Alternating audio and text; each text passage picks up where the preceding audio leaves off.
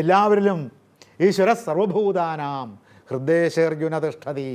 എല്ലാ ഭൂതങ്ങളുടെയും അന്തർഭാഗത്ത് ഈശ്വരൻ സ്ഥിതി ചെയ്യുന്നു. അപ്പോൾ പ്രശ്നം തീർന്നല്ലേ?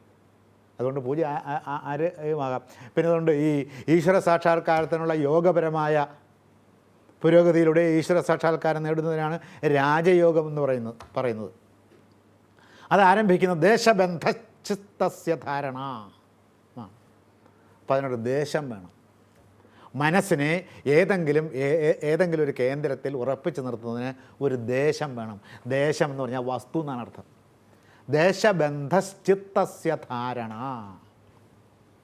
അപ്പോൾ മനസ്സ് മറ്റു പല വ്യാപാരങ്ങളിലേക്കും കടന്നു പോകാതെ മനസ്സിനെ ഉറപ്പിച്ച് നിർത്തുന്നതിന് ഏതെങ്കിലും ഒരു വസ്തുവിനെ, അത് ഇഷ്ടവസ്തുവാകാം, അത് അചരവസ്തുവാകാം, അത് നിർജീവ വസ്തുവാകാം, അത് നമുക്ക് ഇഷ്ടപ്പെട്ട ഒരു നേതാവിനെ ആകാം, രാജ്യത്തിന് വേണ്ടി സേവനമർപ്പിക്കുന്ന ഒരു ത്യാഗിയെ ആവാം, ഇഷ്ടദേവതയെ ആവാം, ത്രിമൂർത്തികളിൽ ആരെങ്കിലും ആവാം, ജഡവസ്തുവിനെയും ആകാം. ഏതെങ്കിലും ഒരു വസ്തുവിലേക്ക് മനസ്സിൻ്റെ ശ്രദ്ധകളെയും ഇന്ദ്രിയങ്ങളെയും കേന്ദ്രീകരിച്ച് നിർത്തുന്നതിനൊരു വസ്തു വേണം. ആ വസ്തുവിൻ്റെ പേരാണ് ദേശം. ദേശബന്ധ.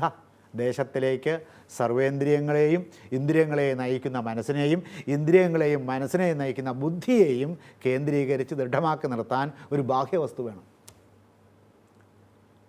അതിൻ്റെ കാരികയാണ്, സൂത്രമാണ് ദേശബന്ധ ചിത്തസ്യ ധാരണ.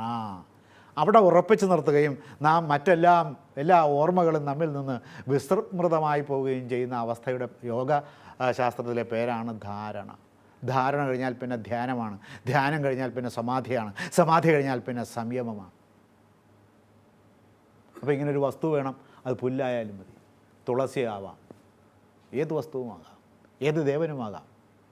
അപ്പോൾ ഗന്ധർവൻ വേണമെന്നില്ല. മറ്റേതെങ്കിലും ഈ 8 ഗണദേവതമാരിൽ നിന്ന് ഏതെങ്കിലും ദേവതയാവാം. ഇതൊന്നുമില്ലാതെ നിങ്ങൾക്കൊരു പുല്ലെടുത്ത് വെച്ചിട്ട് അതിലേക്ക് നിങ്ങളുടെ ശ്രദ്ധ കേന്ദ്രീകരിക്കാം.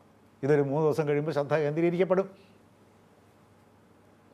ശ്രദ്ധ കേന്ദ്രീകരിക്കപ്പെടുകയില്ലെന്നുള്ളതൊക്കെ ശ്രമിക്കാതെ പറയുന്നതാണ്. ശ്രദ്ധ കേന്ദ്രീകരിക്കപ്പെടുക തന്നെ ചെയ്യും, അത് നിസ്സംശയമാണ്. 3 ദിവസം മതി. മനസ്സിൽ നിന്ന് എല്ലാ ചിന്തകളും ഇങ്ങനെ കൊഴിഞ്ഞു പോകുന്നത്, മനസ്സിൽ നിന്ന് ചിന്തകൾ ഈ അടരാൻ പോകുന്ന കൊഴിഞ്ഞു വീഴാൻ പോകുന്ന പൂവിൻ്റെ ഇതളുകൾ കൊഴിഞ്ഞു പോകുന്നത് പോലെ അത്ര അനായാസമായി മനസ്സിലെ ചിന്തകളെല്ലാം കൊഴിഞ്ഞു പോകുന്നത് നമുക്ക് നേരിട്ട് അനുഭവിക്കാം. അപ്പോൾ ഒരു വസ്തുവിനെ സംബന്ധിച്ച് അതിനു മുമ്പ് തോന്നാത്ത സത്യപരമായ തോന്നലുകൾ നമുക്കുണ്ടാകും. ഈ ധാരണ ഉറച്ചാൽ, ഈ ധാരണ എന്ന് പറയുന്ന പ്രത്യേക മാനസികാവസ്ഥ നമ്മുടെ ചിത്തത്തിൽ സംജാതമായാൽ ഒരു വസ്തുവിനെ നോക്കിയിട്ട് അതിനു മുമ്പ് തോന്നാതിരുന്ന കാര്യങ്ങളൊക്കെ നമുക്ക് തോന്നും. ആ വസ്തുവിൻ്റെ സത്യം നമുക്ക് തനിയെ പ്രതിഭാസിച്ചു വരും. ആ വസ്തുവിൻ്റെ സത്യത്തിലേക്ക് നമ്മുടെ ശ്രദ്ധ കടന്നു ചെല്ലും. ആ വസ്തുവിനെക്കുറിച്ച് അതിനു മുമ്പ് നമുക്ക് പറയാൻ സാധിക്കാതിരുന്ന കാര്യങ്ങളൊക്കെ നമുക്ക് പറയാൻ സാധിക്കും. വസ്തു സത്യസ്ഥിതി നമുക്ക് ബോധപ്പെടും. അതിൻ്റെ മറ്റൊരു വാക്ക് പറഞ്ഞാൽ, ശരിക്കുള്ള വാക്ക് പറഞ്ഞാൽ, നാം വസ്തുതന്ത്രജ്ഞാനിയായി മാറും. വസ്തുതന്ത്രം എന്നാണ് അതിൻ്റെ പേര്. ഒബ്ജക്റ്റീവ് നോളജ് നമുക്കുണ്ടാകുമെന്നർത്ഥം. അത് ഈ ധാരണയാണ്. ഈ ധാരണ ഉറച്ചു കഴിഞ്ഞാൽ ഏതെങ്കിലും ഒരു വസ്തു, നിങ്ങൾക്ക് വെറുതെ ഒരു ഫുട്ബോൾ എടുത്ത് വെച്ചിട്ട് മനസ്സിനെ ഫുട്ബോളിലേക്ക് ഉറപ്പിക്കാം. അപ്പോൾ ഓരോന്നായിട്ട് ഇങ്ങനെ നാം മറന്ന് ഇങ്ങനെ പോയി നമ്മുടെ അസ്തിത്വത്തിൽ തന്നെ നാം മറക്കുന്ന അവസ്ഥയിൽ ചിത്തം സമാധാന നിലയിലായി. ഈ യോഗവ്യായാമം എന്ന പ്രയോഗമുണ്ടല്ലോ. യോഗവ്യായാമം എന്ന് പറയുന്നത് യോഗത്തെക്കുറിച്ച് യാതൊന്നും അറിഞ്ഞുകൂടാത്ത ആളുകൾ പറയുന്നതാണ്. അതൊക്കെ ഇപ്പോൾ പഠിപ്പിക്കുന്നുണ്ടെന്നുള്ളതൊക്കെ സമ്മതിക്കുന്നു. യോഗം വ്യായാമമല്ല. ഒരു വ്യായാമവും ചലനവും ഇല്ലാത്ത പരിപൂർണ നിശ്ചല അവസ്ഥയുടെ പേരാണ് യോഗം. യോഗ ചിത്തവൃത്തി നിരോധ എന്നാണ്. കാരിക പറയാതെ ഒന്നും പറയാൻ നോക്കില്ല, അല്ലെങ്കിൽ ഞാൻ കാരിക പറയാതിരുന്നേനെ. യോഗ ചിത്തവൃത്തി നിരോധ.